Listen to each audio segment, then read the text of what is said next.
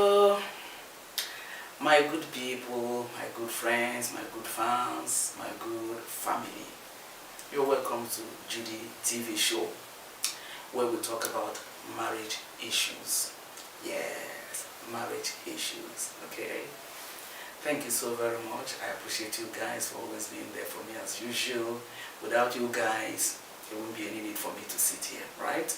But because of you guys, I am seated here. Agreed? Thank you so very much. And so, my last video, a Valentine video that I did, that I talked about sex before marriage is the implications. If you have not watched that video, I'll leave the link somewhere so that you can check it out. I was talking about sex before marriage is the implications, devastating implications, of tampering with the trust in the marriage, of if a pregnancy comes in and then they will carry the pregnancy and give to you, whereas you are not even the one that is responsible. But because you have slept with her, you can't deny it. And again, aside that, there are some, after the sleeping and all whatever, the guy will say he's no longer married. So what do? You're now forcing to marry you. No. that was one of the implications, because there are so many people, after the guy must have slept with you. It's like, if you get a sweet, something like Tom Tom or any of the sweets like that, and you remove the sweet, the main sweet inside, you put it in your mouth, what do you do to the other one? You cast it away. So if the guy has gotten what he was supposed to get when you are married, he might just cast you away. He might just cast you away. But even if the guy decides to go on, the trust in that relationship is usually affected. And so that's why I'm always like, no, it's not worth it. Please, let's not do it like that was what I talked about in the previous video. And so in today's video, we're going to talking about the place of in-laws in marriages. Oh, a big one, right? Place of in-laws in marriages. There are a lot of people that their marriages are like, the trouble in their marriages is because of in-laws. Right, from mother-in-law, sister-in-law, auntie-in-law. It's always on the side of the women. I don't know. And before you hear that a father-in-law is giving problem in the home, it's very rare. Very, very rare. It's always mother-in-law and daughters-in-law. And I don't know why. Women, what is it now? Hey, Mama, if you've lived your life now, if you've enjoyed your own marriage, allow your son, he made up his mind that this is the person he wants to marry. Allow him. He's man enough to run you. So, yes, you can give him counsel. That's why you are his mom. You give him counsel. But at the same time, there's a way some mother-in-laws goes about it that is not healthy at all. You'll be seeing him as the boy that you gave birth to. Oh, the boy has not grown. No, he has grown, Mama. He has grown. He has grown. So let him be.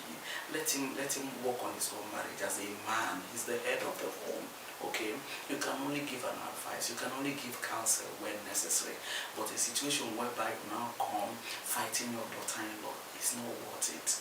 You understand? And you put your son under pressure, because some people will be like, okay, I saw your mother-in-law the other day, the kind of clothes she was wearing, you bought it for her. You see what your wife is doing, she bought a better clothes for her mother-in-law and they didn't buy for me. You don't want to put your son under that pressure. What is clothes to you? What is clothes? I know if you can afford it, or if they can afford it and give to you, fine. But if not, what is clothes to you that you now put your son under pressure? Because at the end of the day, the thing comes back to your son. Yes, it comes back to your son. You understand? Financially, okay? It's not worth it. There's a woman that I know. Her son, they were all living together as a family. But by the time the young man got married, of course he had to move out of the house. He got a house of his own and he moved out of the house. You know what?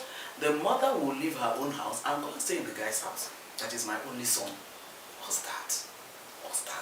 And once you are there, assuming the wife is the type that wakes up not too early, then you start complaining, oh, why does she not wake up? But it's okay by her husband.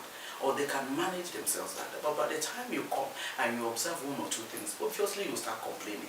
Maybe that's not the way you live your own life when you got married. Or maybe that's not the way you brought up your own daughters and everything. But your husband and your son is okay by that. They're just managing their own side. But by the time you come, you start complaining. Some will even go and look at the pot and see the quantity of meat that is there, the quantity of fish, and that becomes an issue. And some other people will be like, oh, you have been married for 6 months now, for 1 year now, why is she not pregnant? And so on, I want grandchildren. You put so much pressure. And once there's that pressure, it doesn't bring out the best. It doesn't bring out, it just creates unnecessary enmity in the family. You understand? Because your son will not want to disobey you. And your other children will want to support you as their mother. But you know you're putting pressure on this daughter-in-laws of yours for no reason. I know that there are some daughter-in-laws, I'm going to come to that. I know that there are some daughter-in-laws that also not doing it well. But especially mother-in-laws, then what you can do is pray for them. Trust God for your grandchildren to start coming. Right? But a situation whereby you now go and put it, some people will even start abusing the daughter-in-law. Oh, you're a prostitute, you live the loose life, that was why this, that. It's not worth it. And there are some homes that if it's not even the mother-in-law, the siblings of the man will now come and live in their brother's house. I don't have a problem with that if it is okay by the couple. But the point I'm making is that when people newly get married, please allow them to settle down. There's the initial 2, 3, 4, 5 years of their marriage. They need to understand each other better. They need, because that time the reality of the fact that they are now together for life dawns on them. So they need time to work out their marriage. You understand? They need time to. Don't forget that there are two different people, two adults that are coming from two different backgrounds. So they need time to, come together, work on themselves and then find a way to operate or something like that. But by the time siblings will now start coming in and everything, it becomes a problem.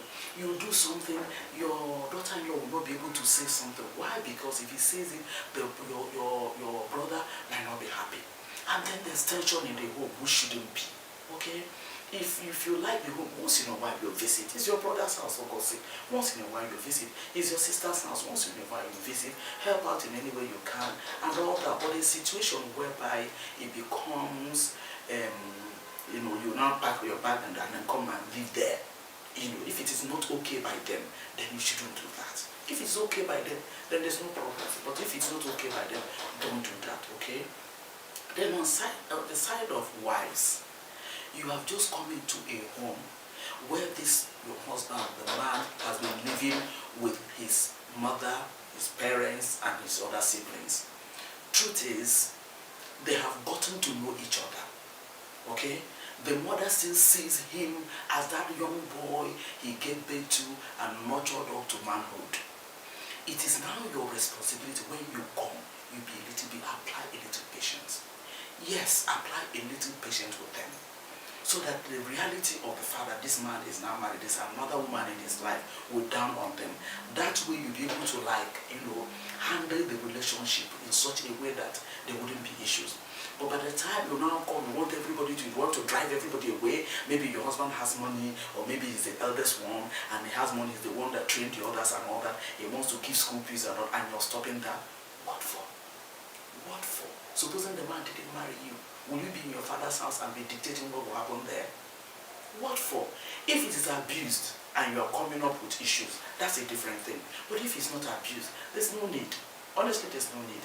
And even if it's abused, have a quiet time where you can talk to your husband and say, I think this should have been done like this, I think that should have been. You protect him. But you don't protect him in war. You don't protect him in fighting an unnecessary war. It's a family. Just a family like that. You came into that family. Your role there, don't forget that you are the neck that moves the head. Your role there, one of your major roles there, is to bring the family, bring everybody together. If your husband is the firstborn, you are now the mother of the house. You are now the mother of the house. You are now supposed to bring everybody together so that people will bond. You understand? But by the time you now come and you are now doing my husband, you want him to be alone, you want to drive everybody, including his friends, you are the one that is going to suffer it all. Because at the end of the day, you will not be able to disengage that man even from his friends. Yes, you will not be able to. He might do that initial time just to please you, but somewhere along the line, you find out that it won't be easy. So, in-laws, please allow whether your son or your sibling or your daughter, whoever they are to you, allow them to build their homes. Allow them to grow together. You will always be part of them, but allow them. There's a time for everything. Allow them to grow together. It is far better, so that everybody can be part of what is going on. Thank you so very much for watching once again.